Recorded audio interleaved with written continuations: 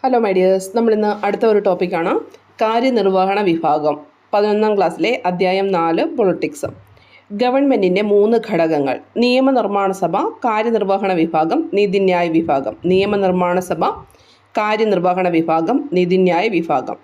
ചട്ടങ്ങളും നയങ്ങളും നടപ്പിലാക്കാൻ വേണ്ടിയിട്ട് ചുമതലപ്പെട്ട ഒരു വ്യക്തിയെയോ ഒരു സംഘം വ്യക്തികളെയോ ആണ് കാര്യനിർവഹണ വിഭാഗം എന്നതുകൊണ്ട് അർത്ഥമാക്കുന്നത്. ചട്ടങ്ങളും നയങ്ങളും നടപ്പിലാക്കാൻ വേണ്ടിയിട്ട് ഒരു വ്യക്തിയോ ഒരു സംഘം വ്യക്തികളെയോ.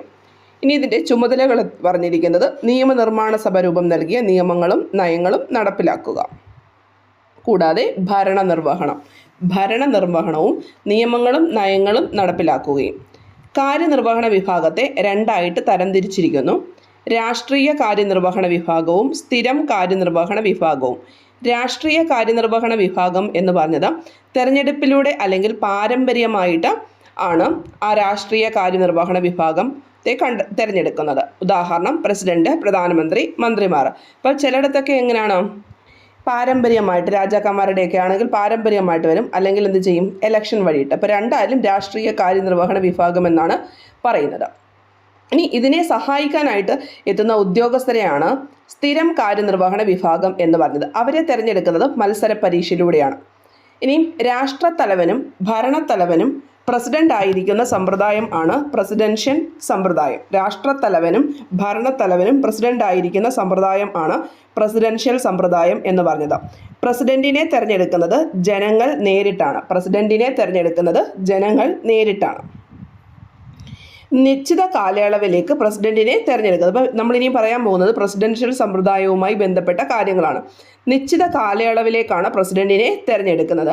അധികാര വിഭജനമാണ് ഇതിൻ്റെ അടിസ്ഥാനം. മന്ത്രിമാർ പ്രസിഡന്റിൻ്റെ ഉദ്യോഗസ്ഥരാണ്. പ്രസിഡന്റ് നിയമനിർമ്മാണ സഭയിൽ അംഗമല്ല. നിയമനിർമ്മാണ സഭ പിരിച്ചുവിടാൻ പ്രസിഡന്റിന് അധികാരം ഇല്ല. പക്ഷേ പ്രസിഡന്റിന് അധികാരം ഇല്ല. നിയമനിർമ്മാണ സഭയോട് പ്രസിഡന്റിന് ഉത്തരവാദിത്വം ഉണ്ടോ എന്ന് ചോദിച്ചു കഴിഞ്ഞാൽ അതിനകത്തും ഇല്ല. അമേരിക്ക, ബ്രസീൽ എന്നിവ പ്രസിഡൻഷ്യൽ ഭരണത്തിന് ഉദാഹരണം. ഒന്നുകൂടെ പറയാം. അതായത് രാഷ്ട്രത്തലവനും ഭരണത്തലവനും പ്രസിഡന്റ് ആയിരിക്കുന്ന സമ്പ്രദായം പ്രസിഡൻഷ്യൽ സമ്പ്രദായം. പ്രസിഡന്റിനെ തിരഞ്ഞെടുക്കുന്നത് ജനങ്ങൾ ഡയറക്റ്റ് ആയിട്ടാണ്. നിശ്ചിത കാലയളവിലേക്കാണ് തിരഞ്ഞെടുക്കുന്നത്. ഇതിൻ്റെ അടിസ്ഥാനം അധികാര വിഭജനം ആണ്. മന്ത്രിമാരെന്ന് പറഞ്ഞത് പ്രസിഡന്റിൻ്റെ ഉദ്യോഗസ്ഥരാണ്. പ്രസിഡന്റ് പക്ഷേ നിയമനിർമ്മാണ സഭയിൽ അംഗമാണോ? അല്ല.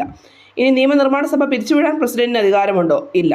നിയമനിർമ്മാണ സഭയോട് ഉത്തരവാദിത്വം ഉണ്ടോ? ഇല്ല. ഇനി ഏതൊക്കെ രാജ്യങ്ങളാണ് ഇതിന് ഉദാഹരണം? അമേരിക്ക, ബ്രസീൽ എന്നിവ. ഇനിയും വേറൊരു സിസ്റ്റമാണ് അർദ്ധ പ്രസിഡൻഷ്യൽ സമ്പ്രദായം എന്ന് പറയുന്നത്. പ്രസിഡന്റ്, രാഷ്ട്രത്തലവൻ, ഭരണത്തലവൻ, പ്രധാനമന്ത്രി. പ്രധാനമന്ത്രിക്കും മന്ത്രിസഭയ്ക്കും നിയമനിർമ്മാണ സഭയോട് ഉത്തരവാദിത്വം. നിയമനിർമ്മാണ സഭയോട് ഉത്തരവാദിത്വം. ഭരണത്തലവൻ പ്രധാനമന്ത്രി, പ്രസിഡന്റ് ഭരണത്തലവന്. ഇനിയും പ്രധാനമന്ത്രിയെയും പ്രസിഡന്റിനെയും തിരഞ്ഞെടുക്കുന്നത് നേരിട്ട് തന്നെയാണ്. പ്രസിഡന്റിനും പ്രധാനമന്ത്രിക്കും ദൈനംദിന കാര്യങ്ങളിൽ ഇടപെടുന്നതിന് അധികാരമുണ്ട്. രണ്ടുപേർക്കും ഈക്വൽ റൈറ്റ് ആണ്. കൂട്ടായ നേതൃത്വം എന്ന തത്വത്തെ അടിസ്ഥാനപ്പെടുത്തിയുള്ള വ്യവസ്ഥയാണ് അർദ്ധ പ്രസിഡൻഷ്യൽ സമ്പ്രദായം. ഫ്രാൻസ്, റഷ്യ, ശ്രീലങ്ക എന്നിവിടങ്ങളിൽ ഈ ഒരു രീതിയാണ് അർദ്ധ പ്രസിഡൻഷ്യൽ വ്യവസ്ഥ. പ്രസിഡന്റ്, രാഷ്ട്രത്തലവൻ, ഭരണത്തലവൻ, പ്രധാനമന്ത്രി. പ്രധാനമന്ത്രിക്കും മന്ത്രിസഭയ്ക്കും നിയമനിർമ്മാണ സഭയുടെ ഉത്തരവാദിത്വം. പ്രധാനമന്ത്രിയെയും പ്രസിഡന്റിനെയും നേരിട്ട് തിരഞ്ഞെടുക്കുന്നു. പ്രസിഡന്റിനും പ്രധാനമന്ത്രിക്കും ദൈനംദിന കാര്യങ്ങളിൽ ഇടപെടുന്നതിന് അധികാരം ഉണ്ട്. കൂട്ടായ നേതൃത്വം എന്ന തത്വത്തെ അടിസ്ഥാനപ്പെടുത്തിയുള്ള വ്യവസ്ഥയാണ്. ഫ്രാൻസ്, റഷ്യ, ശ്രീലങ്ക എന്നിവയാണ് ഇതുമായി ബന്ധപ്പെട്ടത്. ഇനി അടുത്തതാണ് പാർലമെൻ്ററി സിസ്റ്റം എന്ന് പറയുന്നത്. യഥാർത്ഥ അധികാരം കൈയാളുന്നത് പ്രധാനമന്ത്രി നയിക്കുന്ന മന്ത്രിസഭയാണ്. നിയമനിർമ്മാണ സഭയിലെ ഭൂരിപക്ഷ പാർട്ടിയുടെ നേതാവായിരിക്കും പ്രധാനമന്ത്രി എന്ന് പറഞ്ഞത്. പ്രധാനമന്ത്രിക്ക് നിയമനിർമ്മാണ സഭയോട് ഉത്തരവാദിത്തം ഉണ്ടായിരിക്കും. ഒന്നുകൂടെ പറയാം. പാർലമെൻ്ററി സിസ്റ്റം എന്ന് പറഞ്ഞത് യഥാർത്ഥ അധികാരം കൈയാളുന്നത് പ്രധാനമന്ത്രി നയിക്കുന്ന മന്ത്രിസഭ. നിയമനിർമ്മാണ സഭയിലെ ഭൂരിപക്ഷ പാർട്ടിയുടെ നേതാവാണ് പ്രധാനമന്ത്രിക്ക് നിയമനിർമ്മാണ സഭയോട് ഉത്തരവാദിത്തം ഉണ്ടായിരിക്കും. കാര്യനിർവഹണ വിഭാഗവും നിയമനിർമ്മാണ വിഭാഗവും തമ്മിൽ അഭേദ്യമായ ബന്ധമുണ്ട്. ക്യാബിനറ്റിൽ കൂട്ടുത്തരവാദിത്തം നിലനിൽക്കുന്നുണ്ട്. India, Italy, Japan, Britain, Portugal എന്നിവ പാർലമെൻ്ററി വ്യവസ്ഥയ്ക്ക് ഉദാഹരണമാണ്. India, Italy, Japan, Britain, Portugal എന്നിവ പാർലമെൻ്ററി വ്യവസ്ഥയ്ക്ക് ഉദാഹരണമാണ്. അപ്പോൾ ഇത്രയും കാര്യങ്ങൾ പഠിക്കുക. താങ്ക്